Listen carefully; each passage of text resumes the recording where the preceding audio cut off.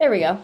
All right. Hi, everyone. Welcome to our August talk on building a college list, finalizing it, because for all of we're talking more about the rising seniors right now, which thankfully all of you have. So we're talking about now finalizing your list and the common mistakes that I've seen happen in this process. So we want to tweak a few things, make sure that you're on the right track. Now, before we actually get started, I kind of want to do a thought exercise. So let's say we have a student and this particular student has a GPA of 3.9 out of 4.0. So just from a scale perspective, and then has pretty much a near perfect SAT score. So out of 1600, the teenager has a 1540. I'm going to show you two college lists, and I want you guys to tell me. You can post it in the chat. You can unmute yourselves, whichever one you feel comfortable doing. But which college list do you think is the better list? All right, let's go for it. All right, we have list number one. So once again, really strong student, 3.9 GPA, near perfect and near perfect SAT score. Here's a list of all the universities. And mind you, these are common universities that students, particularly in this region, tend to apply to. So this is the list that we have. Here are the acceptance rates to help you make a call. The GPAs, average GPAs, because I gave you the information about our student. Average SAT scores, preferred SAT scores, middle 50%, and then the category this falls into. So I'll give you all a moment to take a look at this list and kind of start your analysis.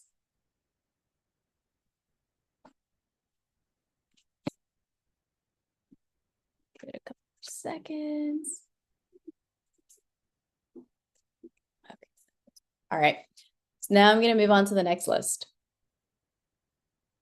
Again, approximate GPA. And mind you, this 4.0 plus, sometimes that's for universities that have a 5.0. So if they're looking at the weighted GPA, not the unweighted, but in our case, our student we only have the unweighted. It's going to be a 4.0. So they're going to fall in this range. Let's put it that way. For our purposes, the student falls into this range, student falls into this range.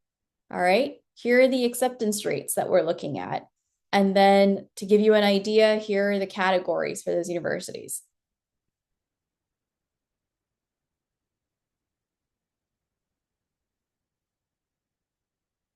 All right.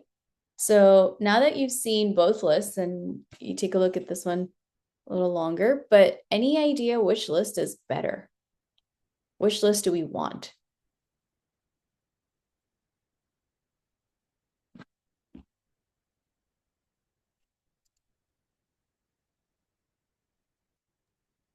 I think we would want list A, but I think that depends on the student, and there's probably a few schools on list B that I would still put on. I would probably put on a combination of lists. Yeah. And then let's actually go back to that one. Yeah. And to be honest, the right answer is actually what you said, which is I didn't make it clear because in this case, this student is actually almost applying a little. No, this one, it's supposed to be reach. This is probably a good universe. This is a solid list, but then you're right, you can pull. But one of the things you want to make sure is that you have enough of these universities that have a higher chance of acceptance. That's really the game. And my approach tends to be a little bit different than the standard. So before we dive into what your list should look like, I think, you know what, I'm going to skip over this, but it's just a couple of the universities that my students have previously gotten into.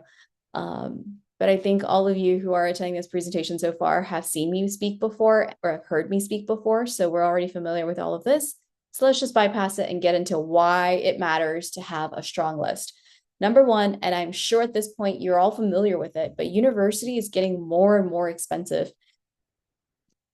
And applying to the wrong universities or one or two, it's not that big of a deal because the rest of the universities on your list will save you, right? They'll be the ones that you lean towards. But if you have majority list that's not in the direction that you need it to go in, whether it's academically, financially, then that can be a very expensive mistake. And at this point in time, a lot of the university acceptance rates are historically low. And to give you an idea, when someone says that they went to the University of Chicago or they went to Harvard, Princeton, Yale, all of these universities, from the parent or grandparent generation, back then, these universities had an acceptance rate of about 30 to 50%. Now these universities have an acceptance rate of approximately 5 or 6%. Okay, so these top tier universities in particular have a very, very low acceptance rate, but it's not just the top tier universities, it's a majority of the universities, including state universities, and depending on where we live. But in Connecticut, UConn has that acceptance rate has been decreasing over time. So that's something to keep in mind. Some of the universities that we first considered the safety, guaranteed acceptance, they no longer fall on that list. So it plays both ways. The competitive universities are extra, extra competitive. The universities that we considered safe, that we're guaranteed to get into, maybe we have family members who went there. Now they're moving from that safe zone to the maybe there's a shot, maybe there isn't, 50-50 type of thing. But overall, a wrong list can basically lead to a lot of stress, wasted applications, and even if you do end up at that university for whatever reason, maybe it was a good financial fit, etc., sometimes it ends up being a poor academic fit. So we want to make sure that your list checks all the boxes. Now, a couple of common pitfalls that I've seen happen over the years. Number one, and this isn't very common, but the safety thing is a little sensitive, and I'm going to address this in the upcoming slides. But right now, it's simply safe to say that you want at least 3 safeties on your list. Let's keep it simple. You want at minimum 3 safeties on your list. All right. Safety universities have an acceptance rate of over 55%. So that's my criteria for what is considered a safety university. You'll find various criteria online, but if we want to play it really, really safe to guarantee that this safety is in fact a safety, then I would say it should have an acceptance rate of higher than 55%, regardless if you're a strong student or a GPA of 2.5 or 2.7 type student. Okay. All right. Then choosing university rankings over fit. It is very common, and I have to guide students away from it. It's actually been teenagers this year more than the parents who have, because sometimes it's parents who come in with just, I get it. It's the idea that if we have students go to a really great university, it sets them up for the future because there's a network and everything connected. But a lot of the parents have been taking a step back. Maybe it's because of financial affordability. Maybe it's realizing that no, a university that just because it's ranked doesn't necessarily mean it has the right program for my teenager. But this year, it's been quite a few of the teenagers who've been choosing the Villanovas or been choosing these universities that it's really just for the ranking. It's not because of a fit. It's not because I haven't heard of this university before, therefore I refuse to apply there type of thing. And that's quite a bit of a dangerous zone to go into. And I say that because a few years ago, and this is a happy example, but a few years ago I had a student, really, really top notch, very high GPA, very high SAT score, loved to study for his SATs. Find me a student who loves doing that, because right now all of my rising seniors are hating it, and the moms and parents are texting me or emailing me that it's a rough 2 weeks because the SAT is coming up this Saturday. But he loved studying for it and he wanted to be a meteorologist. All right. He did the research, and of all the universities in this country, his dream university was the University of Kansas. Think about that for a second. That's not on anyone's radar unless you live in Kansas, usually. Okay. But he was concerned more about the fit, the academic fit. And with meteorology, that was a very niche, unique program. Even then, maybe he could have gone to Florida, but he found a program that he genuinely liked. So when a student picks a program that they genuinely like, chances are they're going to put more effort in outside of the classroom. And that matters when we go to university. At that point in time, it's a given that students are going to show up to class. It's just assumed. It's assumed that students are going to take care of their grades because they're adults at that age and they are paying for this education. So that's just a given. Now, once you go to university, the question becomes, what are you doing outside the classroom? Are you looking for opportunities to improve yourself? Are you looking for opportunities to build on your skills? Are you looking for opportunities to try something new, to improve or experiment. Maybe it's the stock market that you want to play around with, and you have a, a club that you're a part of. Or you tried it on your own because you watched on YouTube and you're using your own money, not your parents' money for this, whatever it might be. But you have to make sure that a university fits well. All right. And that has more to do with just what we see in national rankings. And I say that because national rankings are also, there's a lot of nuances that go into it. And some of those are very maneuverable. Let's put it that way. So it's easy. Universities know how to influence their national rankings. It's not just this clean cut because this university is top not like ranked, it's ranked, it's ranked. No, sometimes it means they have a great marketing team. Sometimes it means that there's some data they're choosing to leave out. And therefore, the set of data that they are showing has an average that's pretty high and puts them up top. So there's a lot of finessing when it comes to national rankings. So just be mindful of that.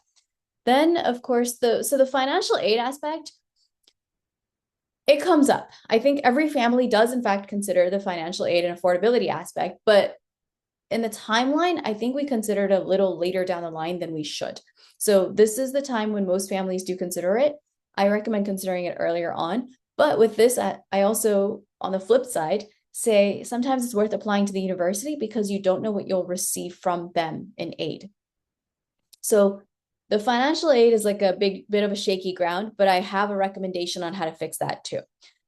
But it is a bit of a shaking ground because the sticker price is not usually the sticker price.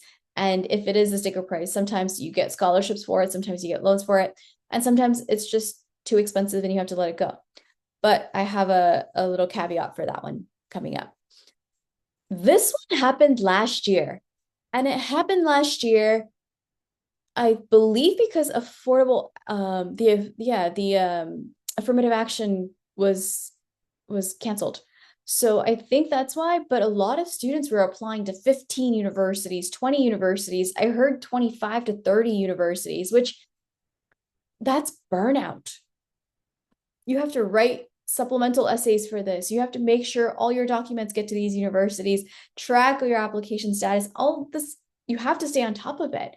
So make sure that you're not overloading your list. To give you an idea, you want to apply anywhere from 8 to 12 universities.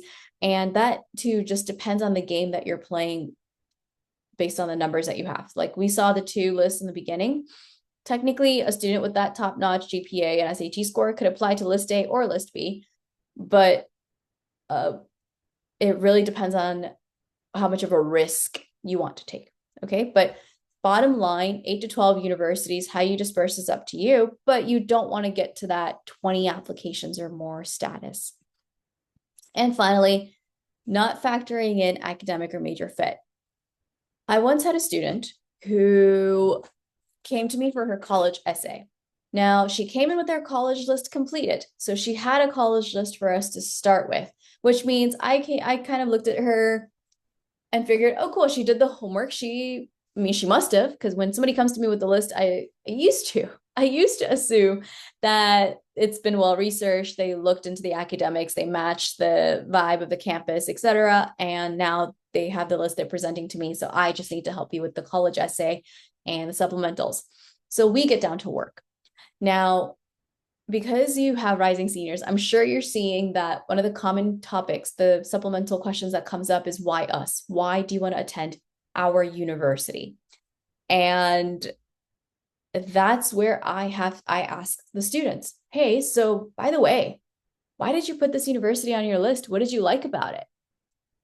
This student had 8 universities on her list when she came to me with it. And for every single university, she said she liked the campus, that she'd done the college tour because she'd heard about this campus from friends and family friends and so on. And they'd done a college tour and she liked it. And I said, okay, but obviously we have an essay to write and we can't just say it's because of your campus. It's beautiful. We can't just say that. That is a very superficial thing to say on a college application. So you can mention it as a endpoint, but that should not be your top reason. That could be one of your minimal, minor, I tossed it in there type of reasons, but not the only reason, major thing. So then I asked her, okay, well, what are you interested in studying? And she said, I don't know. I think I want to do something with children because I really love this volunteering I do in Danbury with this children's center. And I also tutor on the side with children and I babysit. And I just really love working with children. And I don't know in which capacity. I don't think I want to be a teacher, but maybe I want to be a teacher, but maybe I could be a librarian. Maybe I could be a therapist, a children's therapist, but I don't know which capacity. I just know I want to work with children. And I said, okay, cool. So now what happens is the time that we were working on the essay, we have to turn around and start doing university research. So we went back and I said, okay, cool. Let's take a look at these programs in the universities and let's see what they have available for children, adolescents. Maybe it's child development, maybe it's some kind of psychology, maybe it's librarian sciences, whatever it is. Let's see what's available in children's. This is a rare case scenario. I will caveat by saying this. It's a rare case scenario. 8 out of 8, not one of those universities had anything to do with children. All right. And these are pretty common and these are fairly applied to type universities in the area. It's not as if there were obscure universities no one's heard of. But 8 out of 8, none of these universities had anything to do, had no programs about children. And we had to now scrap her entire list. It's August, July, August. No, it's August, September, I believe. And we have to start her list from scratch. She doesn't get a chance to look at the universities before she applies anymore. So we just have to hope for the best that she'll like the vibes based on the online research that we've done. And then after she gets accepted, she can go take a look at the ones that she's accepted into to choose. So we did online research and basically it extended the process. All right. This all comes back to say, even if you don't know your major, which a tip for you, it is better to apply for a major. So when you're choosing a major, it's instead of saying undecided, even if you don't really have an idea, it is better to apply into a major because universities have certain number of seats that need to be filled in every department. And an admissions officer has a better argument for your case if they can say, look, we have this great candidate for this particular seat in economics, in business, in nursing, whatever that category might be. Okay, so it is a better idea, but just make sure that you've done the research so thoroughly that you don't simply blend in with all the other applicants. That yes, the business department gets a lot of applications. You don't just want to end up being one of them. So make sure that you've done the research and written about it to the point that they know you're genuinely interested. So that's my one thing. Now, overall, if you don't know what it is you want to do, that's okay. Look through the majors that the university has to offer and then look at the 5 or 6 options you might have. Check out the classes. And a lot of students tend to lean in one particular department. So maybe there's something in business, but you're something in humanities. But in humanities, you want 4 options, but then in business, there's maybe 2 options you're leaning towards. So you'll always have that department where you just lean towards a little more than the other. All right. So that's something to consider. Now, I mentioned earlier that 8 to 12 universities total. And I did give you the criteria, but in case you want to screenshot the slides, it's completely up to you, but you will be getting you'll get the recording. Now, this again, I didn't want to do this distribution for you. I want to give you the chance to do your own distribution. Like I said, it depends on the game you want to play. My main criteria from students, from families, is you have to have at least 3 safety universities on your list. After that, you play based on what your extracurriculars are because you worked really hard. And if you're a top-notch student, and maybe you want to apply to, let's say, the Ivy Leagues or the top tier leagues. And I have a student like that. Most of her universities fall into the reach category. We're applying to, I think, 6 in her reach category. And I believe it's like 2 or 3 in her target. No, I think it's 1 in her target category. And then we have her 3 safeties. Okay. So we want to give her a higher chance of getting in, considering she has spent 3.5 or 3 full years and then upcoming senior year. All of that time she's put into working towards these universities, her GPA is solid, her SAT score is great, her extracurriculars have been ongoing. So now instead of applying to just 4, which if you look online, you'll see a lot of, distributed 3 to 4 universities here, 3 to 4 universities here, and 3 to 4 universities here. This is the difference between when you're making a list at home and then when you're working with a college counselor is I tend to lean more towards, okay, let's figure out the game we want to play. What is it that you want more of? Okay, well, you really wanted to go to a competitive university. You've worked hard, then let's give you a bigger shot. Okay. And in that case, if her list leans more towards 12 universities with about 7 of them being competitive, that's okay. Bottom line, every university that is on that list, the teenager has to absolutely love. It doesn't matter if it's reach, doesn't matter if it's target, doesn't matter if it's safety. That university has the programs that teenagers are interested in, has the social and atmosphere, the vibe that the teenagers interested in, has any kind of resource, whether that is extra help type of resource, whether that's a co-op or a study abroad option, whatever it is the teenagers interested in, there has to be a list of criteria that you have, and every university has to match that criteria regardless of the acceptance rate. Okay, because at the end of the day, it shouldn't matter which university you end up going to because you love all of them equally. Now, of course, if you get into one of your reaches, you're going to feel significantly better, but we don't want you absolutely devastated and disappointed if you're going to one of your targets or safeties. All right, everyone with me so far? And do we have any questions? All right. And of course, if you do have any questions, just please post them in the chat. So financial fit. Now, it's not that it's often overlooked, as I said earlier, so much as it's just not considered early enough in the game. Sticker price is not usually what you pay, but most families don't know how to calculate the net price because the prices are all over the place. And we genuinely don't know what the university will offer you. But here's the main pitfall. Yes, scholarships and aid are offered, but my main thing, and this is what I wish students would do, is they don't apply for scholarships. They fill out their college applications, and even within the college application, some of these universities will ask for extra essays if you want to try for this particular scholarship. And teenagers don't want to do the extra work, so they don't do it. Okay, not every scholarship offered by a university is automatic.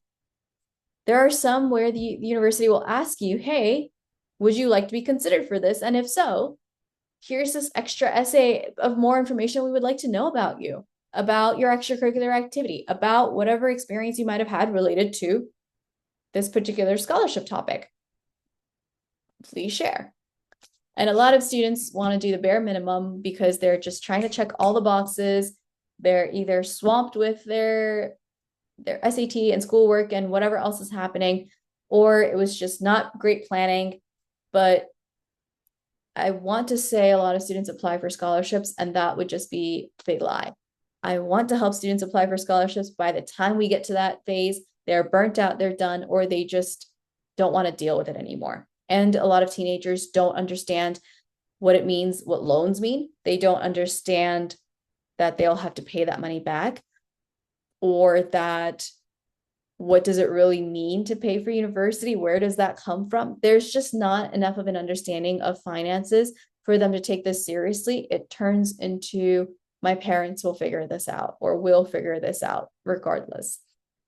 So there isn't as much initiative from them to get these scholarship applications done.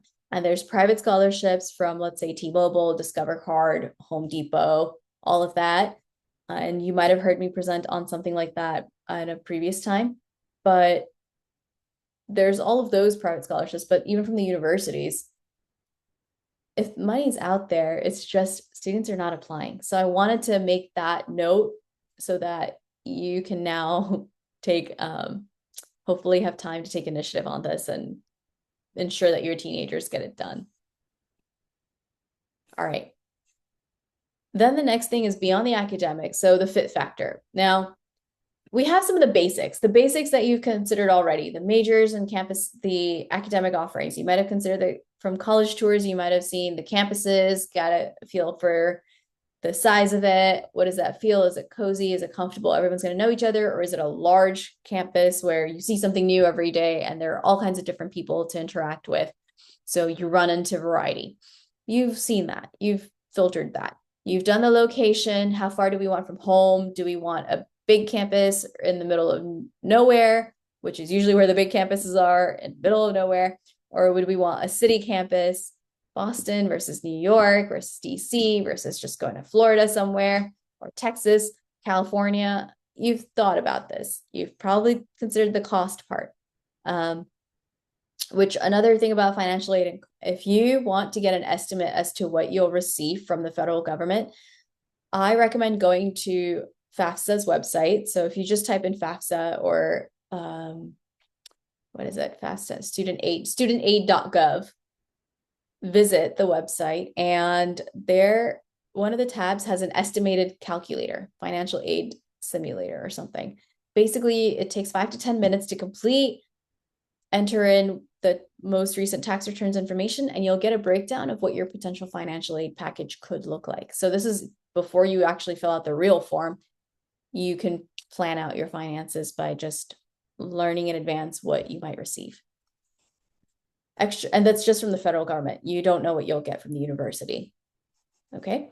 All right. Then extracurricular student opportunities you might have looked at. But now here's the things people, their families don't really consider.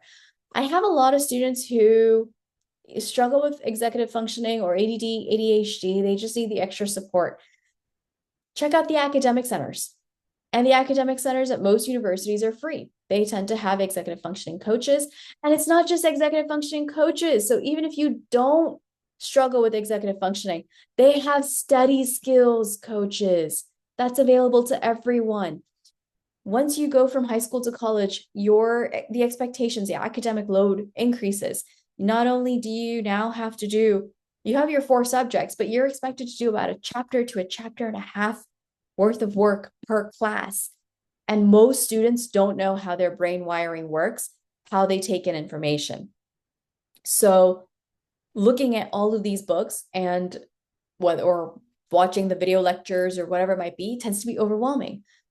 A lot of universities, majority of them, tend to have some kind of note-taking, skills development, like just basically learning skills classes.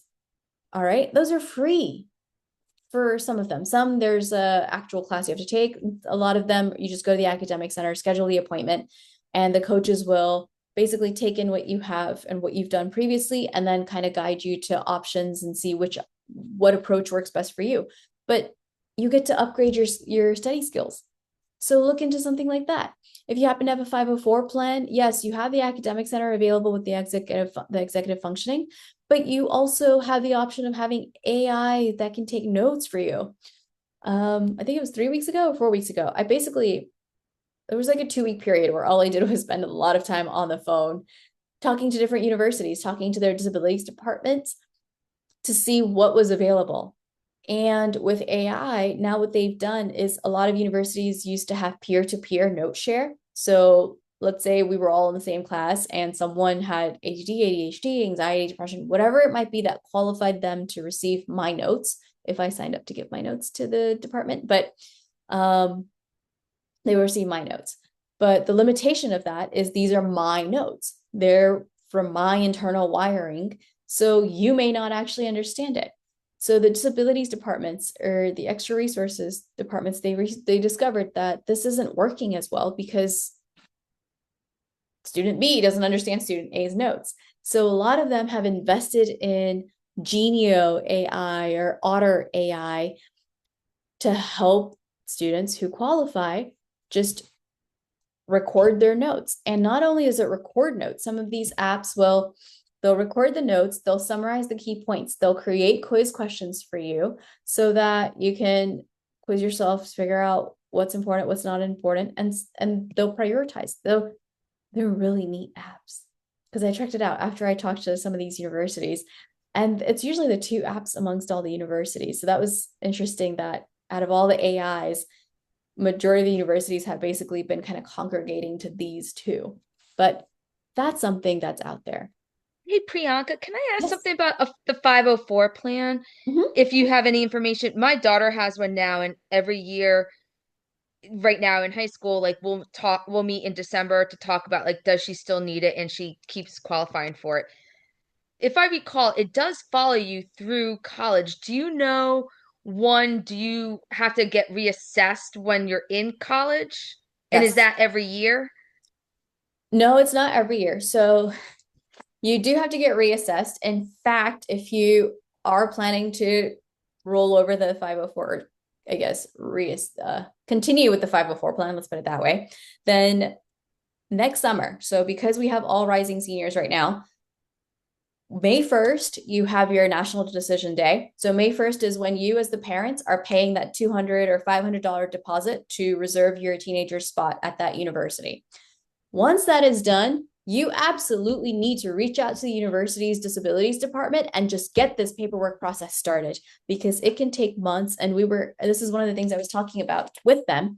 I talked to Rhode Island, like a lot of state schools and private schools. When I called them last summer, they were actually working on the paperwork for all the incoming freshmen. So you don't want to wait until the school starts. Basically, if you know in May that this is the university and we've paid our deposit, reach out to them and get the paperwork started. So you do have to get reassessed. All of the things and abilities that you have in high school, they're not going to be the same when you go to college because different needs, different layout and structure and everything. But most universities have a separate testing center. So professors will send the test over, and then that proctor will make sure that the student has extended time, has the quiet, privacy, all of that. Most universities will have this AI option for notes. But you're still going to be in the large lecture hall if that's the university, right? Oh, So yeah. but you will not get the same accommodations. It depends on what you would need in that Okay. atmosphere. And then when applying for schools, like, and I don't know what it will look like on her transcript. Does it say she currently has a 504? Like, No, and that doesn't affect her when applying or anything, right? no, no. Okay. It's completely separate, and that is based on there's no extra resource or extra help type of indication on your transcript. So now it becomes a student initiative and a parent initiative to make sure that that automatically follows. So it doesn't count for you, it doesn't count against you because it's not on your application. Okay. All right. Thank you. You're welcome. Any other questions? I haven't actually been stopping for questions like I usually do. Huh. Um, okay, yes. So again, that's another sort of a secret behind the scenes resources that are available. Career Center, check it out. All right, Tanya, what's up? Hi. My question, the 504 stuff is really interesting for one thing. Thank you. I feel like so many people talk about early decision because it increases your chance of getting in. But I feel like it's so skewed for people who have $400,000 per child in the bank. And like, I mean, I definitely, unless my son finds that he is absolutely head over heels for one particular school, it is not something we are going to do, even though that decreases his chances. And because in my, like, especially after reading that article about Syracuse, for instance, and how they made all those adjustments to what they were offering students to come, like if you really are taking finances into account at all, Yeah, and also maturity and decision making, because October or November is very different from May, yeah. you really thing to do. Wait, can you repeat that last part? You cut off. Oh, just that applying early often doesn't seem like the right thing to do. Okay. So let me see, talk to current students. Let me see what I have coming up next. Okay, so I have case studies next. So let's actually address this question. Um, all right, so Career Center, co-op opportunities. Let me finish this slide, and then before I get to the case studies, Tanya, I'm definitely going to address this topic because the deadlines are coming up soon. Um, oops, yes, continue to share. All right, so in this case, Career Center co-op opportunities, just for anyone who's not familiar with co-ops, I highly recommend co-ops for particularly for students who are not good at being in the classroom for too long. So co-ops basically are job placements by the university. So the university finds you a position in the area of your interest and study that you get paid for. Okay, so basically you're getting paid to work in the field that you are studying in, and the university finds a placement for you. So a lot of and the thing is, co-ops are a lot of universities will have co-ops, but the programs look very different. As an example, Drexel University mandates co-ops for every single student, and so much so that it's integrated into their program. And I believe students take, for some programs, it takes 5 years for them to graduate, when at other universities, it might take them 4 years to graduate. But you're earning money, you're gaining automatic experience without having to look for your first job. So ultimately, it still plays in your favor to have that. Some universities, you have to apply specifically into the co-op programs. So let's say if it's a state university or a private university, some will say, okay, well, any semester that you would like to do a co-op, just send in your application, you pay the fee, and we'll help you figure this out. That's the two extremes. One is mandated, one is apply once. And then there's the middle ground, like Purdue University. And Purdue says, okay, you apply one time, and by applying the one time, we've now created a system so that you get to pick, you basically can take a co-op after your first year every other semester. So finish your freshman year, because you're missing a lot of the academic foundations, plus you're just getting used to the university experience. So finish your first year. And then after that, starting that summer and every other semester, if you want to, you're automatically enrolled with co-ops. Okay, so yes, graduation may be delayed by a year, but now you've had almost over a year's worth of experience, possibly with the same company. So pros and cons. Con really is that graduation can be delayed, but I think the pros tend to outweigh it. Most students don't know that co-ops exist, which I think is just a big disadvantage, particularly for the students who are very good at learning while they're doing. So they're not good at the auditory, listening to the lectures, or the visuals, looking at all the slides and presentations that are part of lectures, but they're the students who need to do something. It's like, if I have to cook, I can't just watch a YouTube video and I'm not going to pull it through. I need to make the mess first, burn a few things, and then I'll figure it out. Okay, so sort of like that. And then, of course, talk to current students.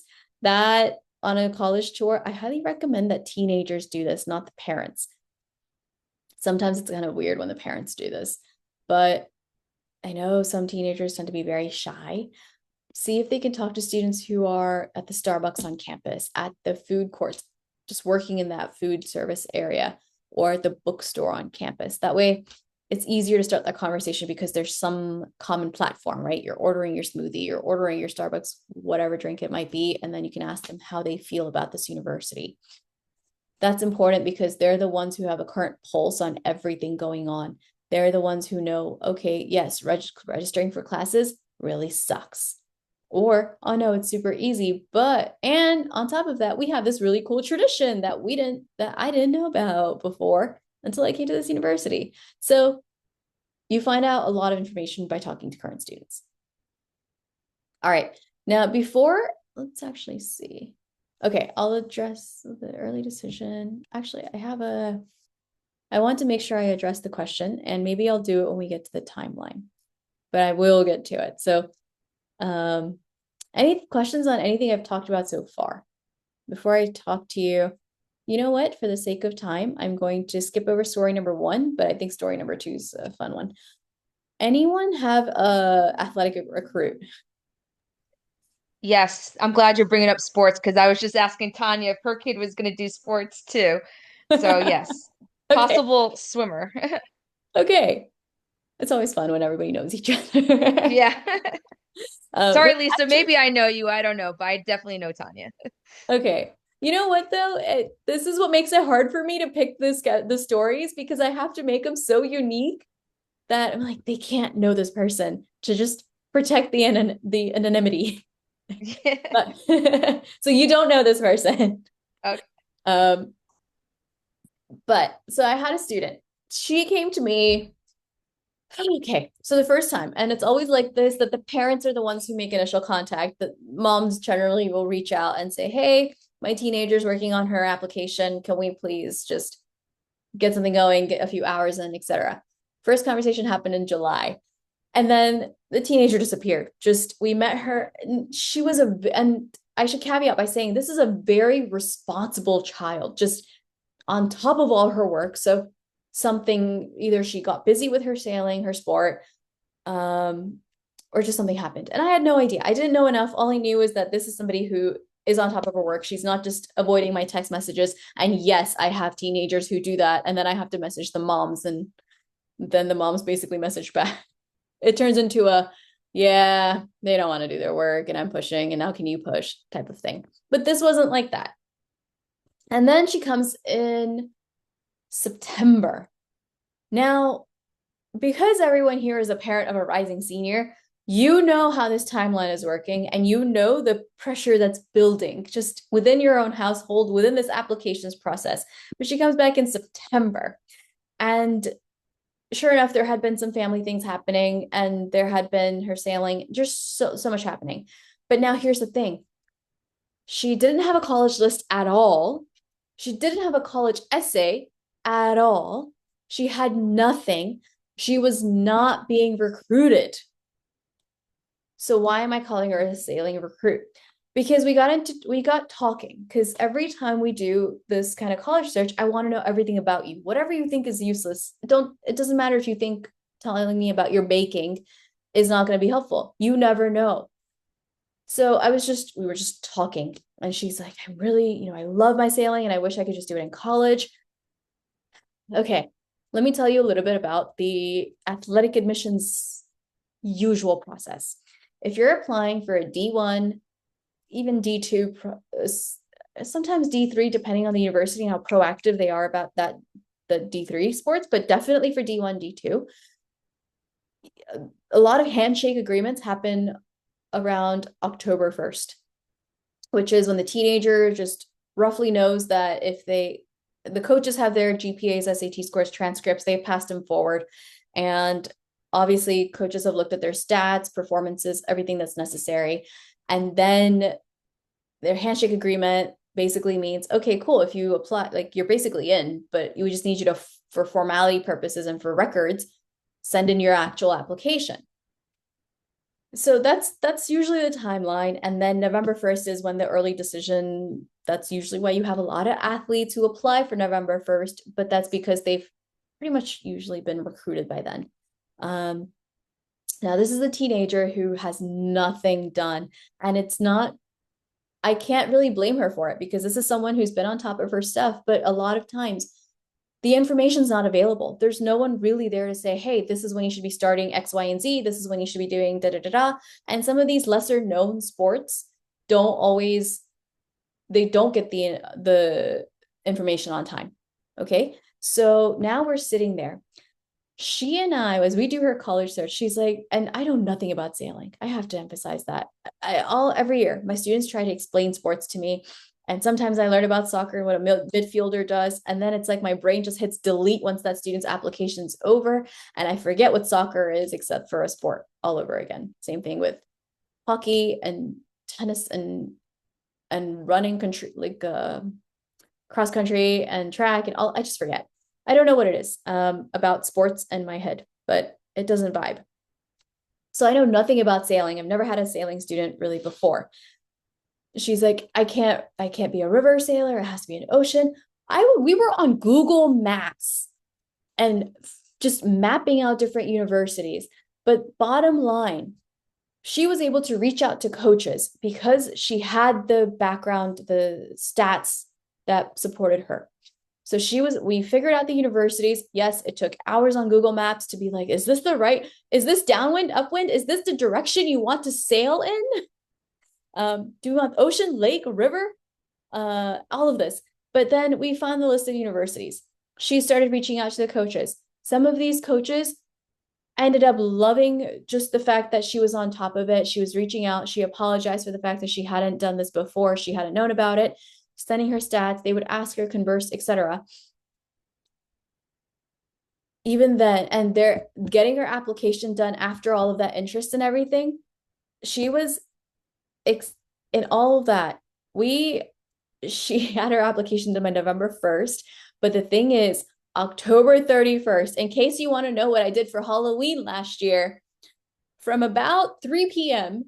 to midnight, we were on calls working on her supplemental essays, figuring out or sort of wrapping up her college essay because she'd done the draft. We need to clean up, and then do this essay, and then do this essay, and do this essay, all of that. So we spent 8 hours on a call, roughly 8 hours on a call, getting everything done. But at the end of the day, she ended up at the University of South Florida. They gave her, I think, $30,000 a year or something.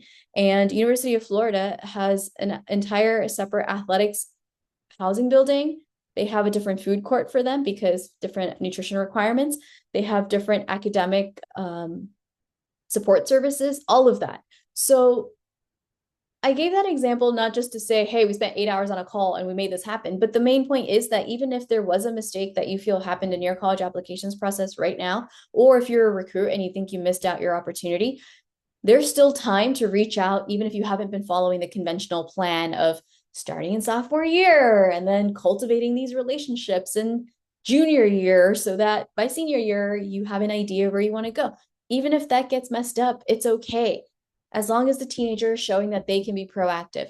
Mom wasn't reaching out for her. Dad wasn't reaching out. No parent is reaching out. It was the teenager putting in the effort. That's part one. Part two, yes, we did spend 8 hours on the call, but that's also, this is getting done. We were committed and I wanted this for her too. But at the end of the day, it worked out because her list was researched. She put in the genuine effort and she stayed on top of everything. So that's all to emphasize that there are certain, it doesn't matter where you are right now. We can get you from point A to point Z, basically, if that's where you need to get. All right. It's just the students willing to put in the effort. And that was one example, but there are students, we spent 4 hours working on their college essay at a time, because that's just what's necessary at that given point. But it's getting the teenagers to do the work when you're figuring out the college list and doing this entire process. If they do it early enough, there are rewards at the end of it.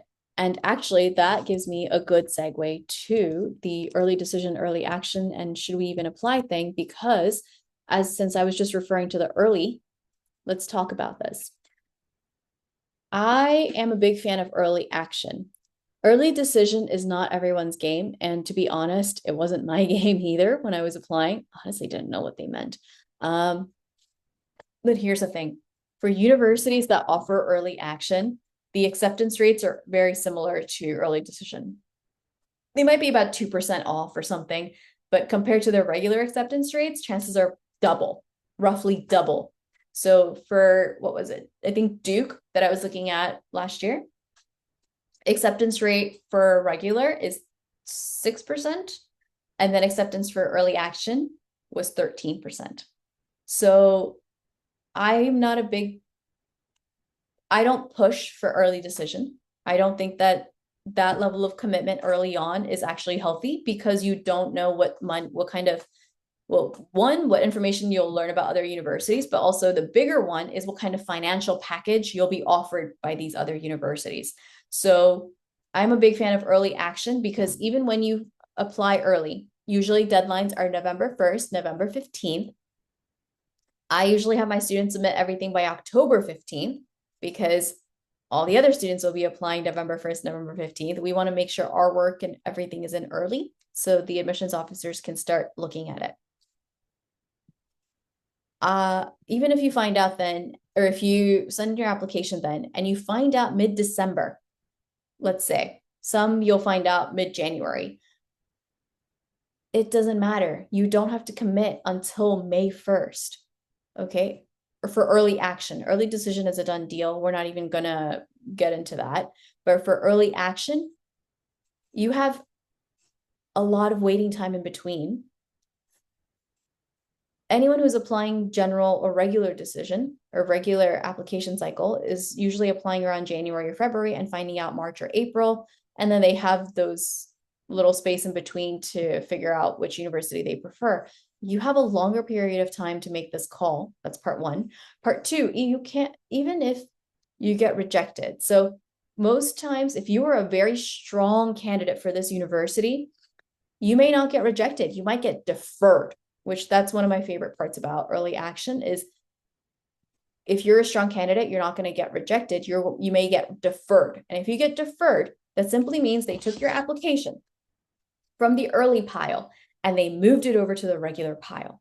So you get two chances at the same university. Oh, I think I high-fived or something, so that icon came up. But you get two shots at the same university. Now you have a chance to update them that, hey, I applied this time and this is what my profile looked like and my grades were not available really back then and my extracurriculars hadn't really started because it was still the beginning of the school year. But now, hey, let me tell you about everything I've been up to since then. And I would still absolutely love to attend this university.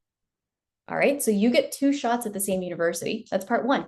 Part two, if you apply early action, the funding that universities have is still available. So once again, if you are a strong candidate for this university, and let's say you get offered $10,000, well, if you would like them to reconsider, then ask them now. So if you find out in November, December, and they say, hey, we're giving you $10,000, congratulations, you're into the university, we're so happy to have you, and we're going to do $10,000 a year. And if you want to say, okay, but would it be possible? And I usually work with students crafting up these the letters, but would it be possible to get XYZ scholarship that you also offer? Or can I possibly see some increase in funding?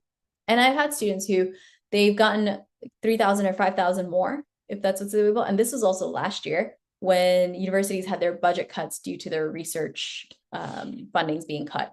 So there was a massive financial weirdness happening at that time period. And even then, universities were offering some of my students more money because they actually asked for it. So that's something to note. All right.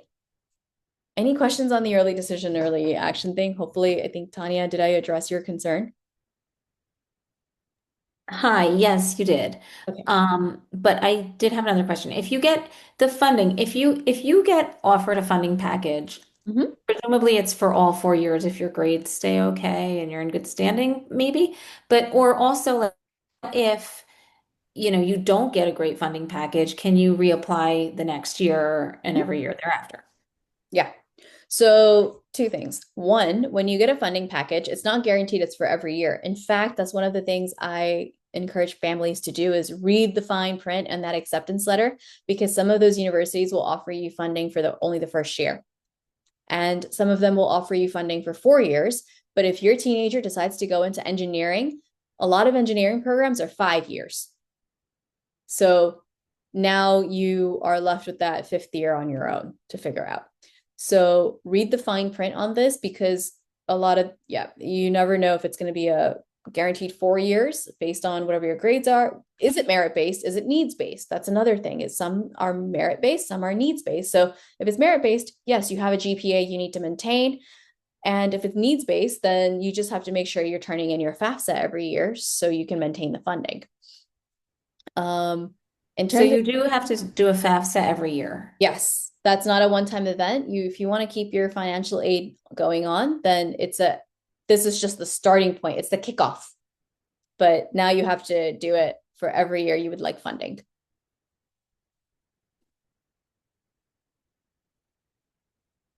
All right. Yes. And then you can always apply for scholarships within the university, and you can always apply for those private scholarships that I've always mentioned, like the scholarships.com, Discover, all of the scholarships.com, FastWeb are the two main ones I've said. Niche is another one, but there are a couple of databases, and they're also on my website. But that is an ongoing cycle until the day you graduate. So none of these are just one and done type of things. They're all ongoing. It's just most students don't pay attention to that part, and they just kind of go on the loans route because it's easier to get that money here and they don't have to keep applying. And then that's the student debt also kicks in there. So they feed into their student debt that way. All right. Let me see. So just to make sure we did that part. So I think we're all on the same page. Everyone here has a rising senior, so that's not necessary. I don't think this is as necessary. Oh, for student reviews, if you would like, Unigo College Reviews is a good source.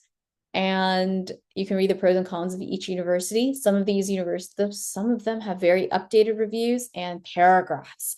I don't know. I always thought there was some kind of extra credit involved for them to sit down and write half a page worth of information. Again, these are books that you can look into, but not necessary considering that we're already in a stage where we have a list built up. Financial aid, I think we've done all of this. Okay, so wow, it was a good time to take your question too. We ended up in the Q&A either way. All right, any other questions on anything with the college list and college searches and resources you should be looking for and 504 plans and application cycles or anything?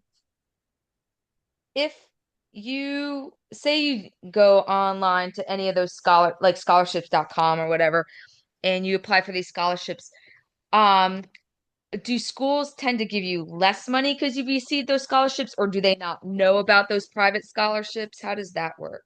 Some universities have a cap as to how much private scholarship money can come into play, but every university has a different amount for something like that. And a majority of the scholarships that are offered on scholarships.com and so on can be smaller ones like $500 or $1,000, which compared to the university tuition rate of maybe $25,000, $30,000, $50,000 kind of thing, universities will be okay if you had 5 of those put together.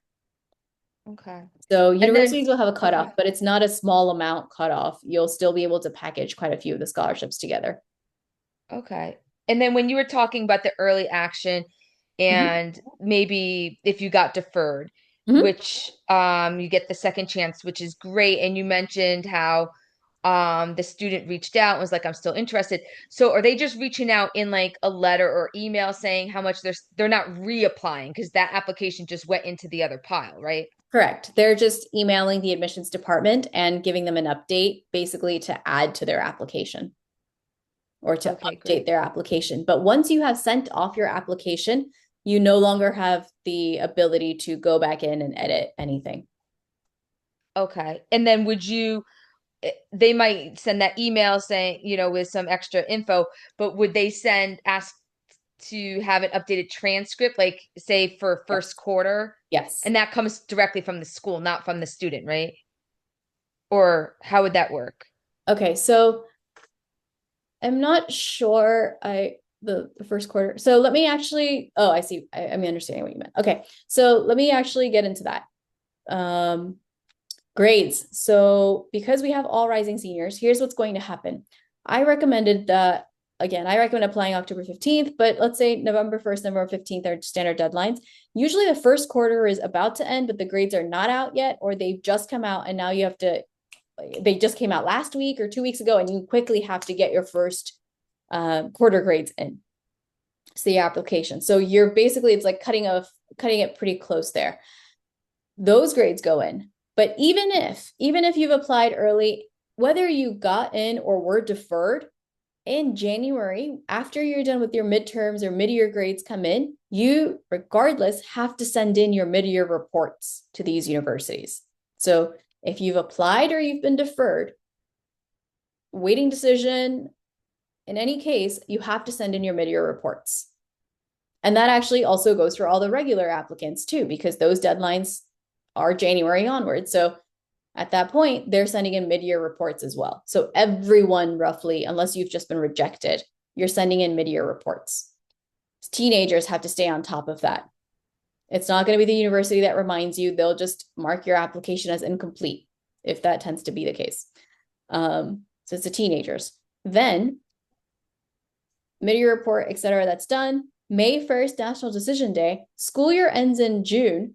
Once the school year ends, that one university you have chosen they need to receive a final grades report. So your final transcripts need to go to this university too.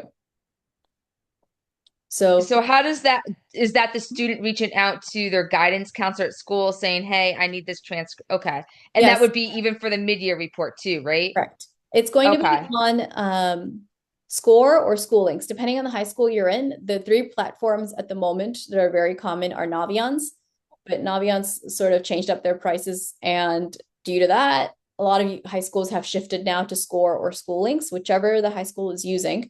A lot of times you don't even need to talk to the guidance counselor. In the beginning of the year, yes, you need to, because you need your account open for senior year so that it can now receive recommendations. It can now receive your transcripts and send things off. You couldn't do that in junior year. Now it's a different feature. So you need that opened up. But other than that, everything else should be doable by the student all throughout the year. Okay. Okay. And so Naviance, all right. We have Naviance in Norwalk, so okay. Got it. Yeah, it's a lot, most high schools used to have Naviance, and then the prices went up last year. So now it's Score or School Links or Naviance. Okay. Thank you. Mm-hmm. Any other questions on anything? Let's make sure you guys are ready. And we're going to keep doing these webinars every month. So I'm sure there will be something in there for you. Which, you know what, if I can get a little bit of feedback, one, for the emails that you receive, are they helpful to have the timelines laid out, or is that too much information in one shot? I like the timelines. Okay, sweet. Thank you. Yeah, because I spend time like color coding, and it takes me an hour to be like, is this color going to match this? Is this too much? Is this not? So it's good to have feedback. And then, okay. Then the other thing is, would you like the video formats, or would you also prefer I send out emails? Because I haven't been sending out emails of, hey, FYI, or here's the topic we need to talk about. And let me I actually. think for me, the way you've been doing it, and I've been